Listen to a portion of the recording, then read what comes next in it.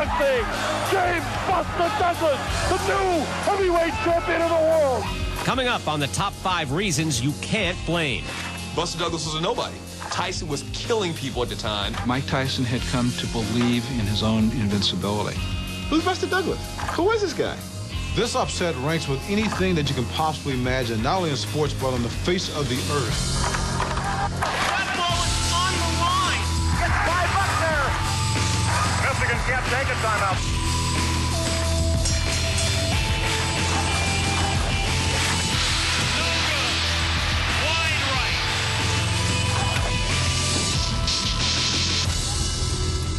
Hi, I'm Brian Kenny, and welcome to ESPN Classic's Top 5 Reasons You Can't Blame, a series that takes a fresh look at sports personalities who are remembered largely for their mistakes, controversial moments, or questionable decisions.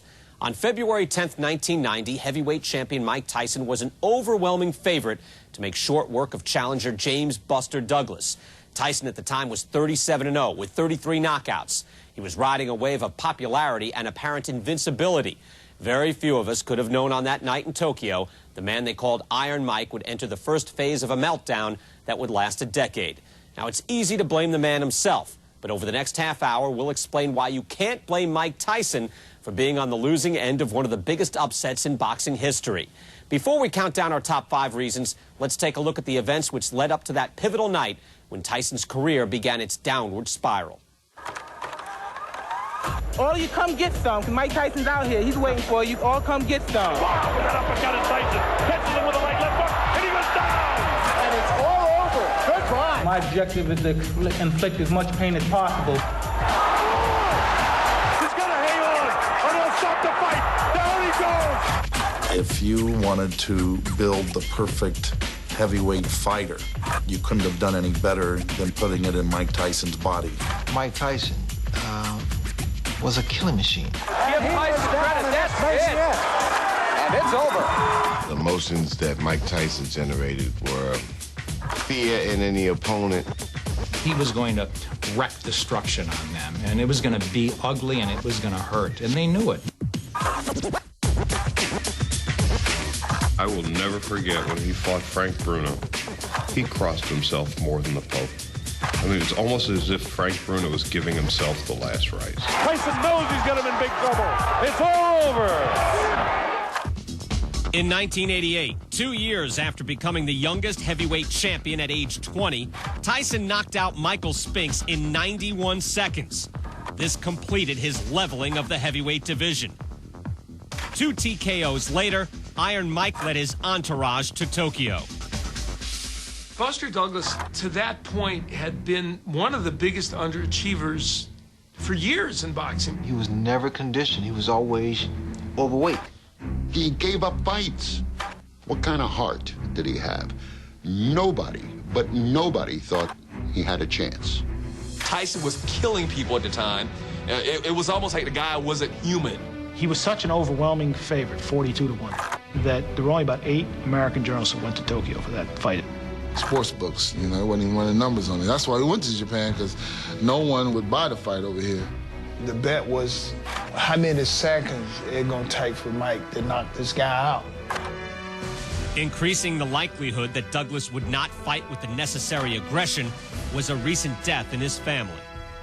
Here's a guy who just days before had lost probably the greatest force in his life, his mom. This was not the kind of frame of mind you wanted a fighter to be in. It's round 1, the heavyweight championship of the world from Tokyo. Buster Douglas had nothing to lose. You know the old saying about a cat being in a corner. You know, if he's got nowhere to go, he's going to come out fighting. The champion misses. Good shot landed by Buster Douglas, and the champion gets nailed again. Tyson was taken out of his comfort zone, which is to wreak havoc, and his offense was nowhere. It was about the 3rd or 4th round, and we were all sitting there saying, well, at some point it's going to turn around. And it didn't turn around. Oh, a right hand catches Mike. Things went downhill from there. Mike's knees by the 5th round were doing this. Wasn't in shape. Oh, a good right hand. A left hand catches Mike. The head's really bouncing. For people who've been watching Tyson just dominate and dominate and dominate, it is shocking. In the 8th round, Tyson flashed his old colors by knocking the challenger to the canvas. But when the champ couldn't finish, Douglas seized the moment. Good shot! Tyson staggered! Tyson staggered! It was shocking because, again, baddest man on the planet. You can't hurt this guy, but that was all proven wrong in one night. Oh, Tyson nailed! There goes Tyson! We never expected to see this! We got a new heavyweight champion! It was the greatest upset in boxing history, if not in sports history. No one really expected it, so you have to assume also that Mike Tyson didn't expect it. He had been taking it easy in Tokyo. He hadn't been training. He was out of shape. He didn't care. This was just another payday for Mike, and he didn't take it seriously. While Buster Douglas was sleeping, getting his rest and training, Mike Tyson was out partying till hours of the morning. I think you can blame him because he wasn't prepared. Tyson at the time, like everybody else in America, didn't know what he was facing that night in Tokyo. You can blame Mike Tyson because he didn't train properly and he took Buster Douglas lightly and certainly was not prepared either physically or mentally to fight at the level he needed to fight to win that fight. But there's much more to this story. In just a few minutes, we'll count down the top 5 reasons you can't blame Mike Tyson. But first, here are a few reasons that just missed the cut. We call them the best of the rest. Donald Trump. After hosting a number of Tyson's fights, the real estate mogul tried in vain to sign the champ.